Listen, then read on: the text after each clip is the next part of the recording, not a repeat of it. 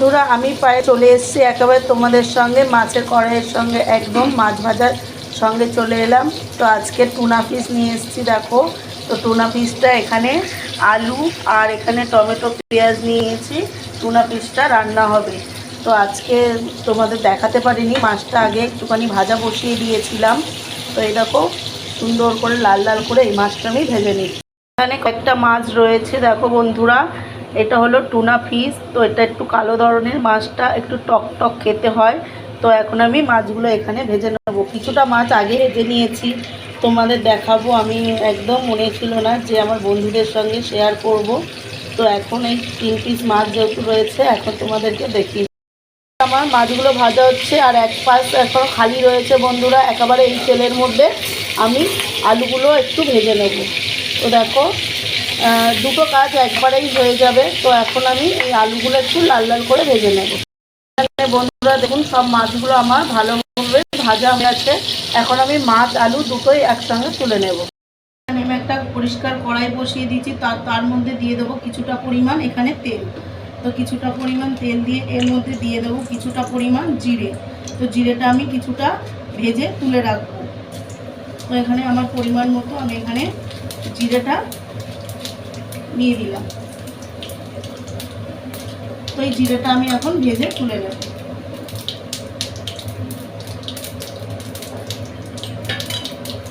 জিরেটা আমি ভেজে কিছুটা তুলে নেব। কড়াইয়ের মধ্যে কিছুটা জিরে রয়েছে বন্ধুরা, দেখতে পাচ্ছেন। তো জিরেটা কালো কালো হয়ে গেছে পুড়ে। তো এর মধ্যে দিয়ে দেবো এখন আমি কিছুটা পেঁয়াজ কুচি। তো এখানে অল্প পেঁয়াজ কুচি দিয়ে দিলাম। তো এখানে যেহেতু আমি বাটা দেবো, পেঁয়াজ বাটা, এখানে অল্প পেঁয়াজ কুচিগুলো দিয়ে দিলাম। তো এর মধ্যে দিয়ে দেবো টমেটো কুচি, দিয়ে দিচ্ছি টমেটো কুচি। তো দিয়ে ভালোভাবে একটু নাড়াচাড়া দিয়ে দেবো। দিয়ে দেবো অল্প পরিমাণ একটুখানি লবণ, যাতে টমেটো আর এখানে পেঁয়াজটা ভালোভাবে গলে যায়। তো তার জন্য দিয়ে দিলাম। তো এখন ভালোভাবে এটা নাড়াচাড়া দিয়ে একটু ভেজে দেবো।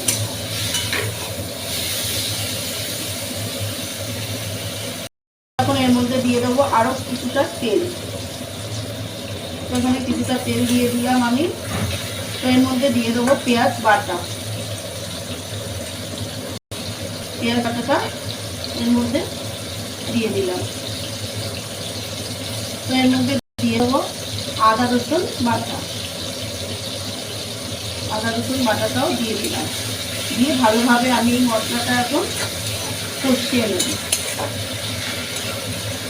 বন্ধুরা এরকমভাবে মশলাটা পুরো একটু কম ফ্লেম, গ্যাসের ফ্লেমটা একটু কমিয়ে এরকমভাবে একটু নাড়াচাড়া দিয়ে এটা কিছুক্ষণ আমি ভেজে নেব। বন্ধুরা এখানে আমি বেশ কিছুক্ষণ মশলাটা কষিয়ে নিয়েছি, দেখুন এমনকি নরমও হয়ে এসেছে। দিয়ে দেবো একে একে সব মশলাগুলো। যেরকম এখানে দিয়ে দিচ্ছি হলুদের গুঁড়ো। তো এখানে দিয়ে দেবো লঙ্কা গুঁড়ো। তো আমি জিরে পরে দেবো, ভেজে নিয়েছি যে জিরেটা, সেই জিরেটা আমি পরে দেবো বন্ধুরা। তার জন্য এখানে জিরে গুঁড়ো ইউজ করবো না আমি। তো এখন এটা ভালোভাবে মশলাটা একটুখানি নাড়াচাড়া দিয়ে নেবো। তো এর মধ্যে দিয়ে দেবো অল্প পরিমাণ একটুখানি জল, নাহলে তলায় লেগে যাবে বন্ধুরা। তো তার জন্য এখানে অল্প পরিমাণ জল দিয়ে আমি এটা ভালোভাবে কষিয়ে দেবো মশলাটাকে। তো দেখুন এইভাবে সব মশলাটাকে খুব সুন্দরভাবে আমি একটু কষিয়ে নেবো। এদিকে মশলাটা ভালোভাবে কষানো হয়ে গেছে। এর মধ্যে দিয়ে দেবো ভেজে রাখা আলুটা। তো ভেজে রাখা আলুটা দিয়ে আমি সুন্দরভাবে একটু কষিয়ে নেবো। এই দেখো মশলাটা দিয়ে একটুখানি এই আলুগুলো দিয়ে সুন্দরভাবে এটাকে কষিয়ে নেবো। বেশ কিছুক্ষণ ধরে এটাকে আমি কষাতে থাকবো। এখানে মশলা দিয়ে সুন্দরভাবে আমার কষানো হয়ে গেছে, এমনকি তেলও ছেড়ে দিয়েছে। এর মধ্যে দিয়ে দেবো পরিমাণ মতো জল। তো আমার পরিমাণ মতো এখানে আমি জল দিয়ে দিলাম। তো আরও কিছুক্ষণ ধরে এটাকে আমি ফুটিয়ে নেব, যতক্ষণ না আলুটা সিদ্ধ হচ্ছে। যেহেতু আলুটা সিদ্ধ হয়ে যাবে, কারণ সুন্দর করে এখানে আমার ভাজা হয়ে গেছে যেহেতু আলুটা। তো দেখুন এখন বেশ কিছুক্ষণ ফুটাবো।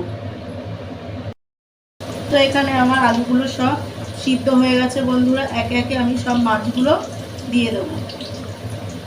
তো মাছগুলোর মধ্যে একটুখানি ঝোল ঢুকবে, তো তার জন্য আমি একটু আগেই দিয়ে দিচ্ছি, নাহলে ভালোভাবে মাছগুলো হবে না। তো তার জন্য এই মাছটা একটুখানি ঝোলের মধ্যে দিয়ে ফোটাতে হয় বন্ধুরা, তো তার জন্য আমি এর মধ্যে দিয়ে দিচ্ছি। তো সব মাছগুলো আমার দেওয়া হয়ে গেছে, তো আমি আরও বেশ কিছুক্ষণ ধরে এইভাবে ফুটিয়ে নেব। এখানে দেখুন, এখানে মাছের ঝোলটা কমপ্লিট হয়ে গেছে, এমনকি আলুটাও ভালোভাবে সিদ্ধ হয়ে গেছে। এখন আমি নামিয়ে নেব। তো দেখো, একদম বেশি গ্রেভি রাখিনি, খুব বেশি গ্রেভি রাখলে ভালো লাগে না। আর এখানে নিয়েছিলাম যে জিরেটা আমি ভেজে রেখেছিলাম, তো সেই জিরেটা আর এর মধ্যে দিয়ে দিয়েছি এলাচ, দারচিনি, লবঙ্গ। তো ভালোভাবে আমি একটু পাটায় পিষে নিয়েছি, এখন এটা আমি দিয়ে নামিয়ে নেব। তো চাইলে তোমরা এখানে ধনেপাতাও ইউজ করতে পারো, আমি ধনেপাতা এখানে দেবো না। তোর মধ্যে মশলাটা দিয়ে একটু নাড়াচাড়া দিয়ে নামিয়ে নেব। তো দেখো, তো খুব গ্রেভি করলে ভালো লাগবে না, তো অল্প অল্প ঝোল এরকম গামাখা গামাখা করতে হবে। তো এটা আমার কমপ্লিট হয়ে গেছে, এখন এটা আমি নামিয়ে নেব। বন্ধুরা, আমার টুনা ফিশ মাছের রান্নাটা আলু দিয়ে হয়ে গেছে। তো দেখুন কতটা সুন্দর দেখতে লাগছে। আর আজকের রেসিপিটি তোমাদের কাছে যদি বা ভালো লেগে থাকে, লাইক, কমেন্ট, শেয়ার, সাবস্ক্রাইব করে পাশে থেকো বন্ধুরা। আবার নতুন নতুন ভিডিও ছাড়া মাত্র তোমাদের কাছে যাতে পৌঁছে যায়। ততক্ষণে ভালো থেকো, সুস্থ থেকো। দেখা হবে আর একটা নতুন কোনো রেসিপির সঙ্গে। টাটা বন্ধুরা।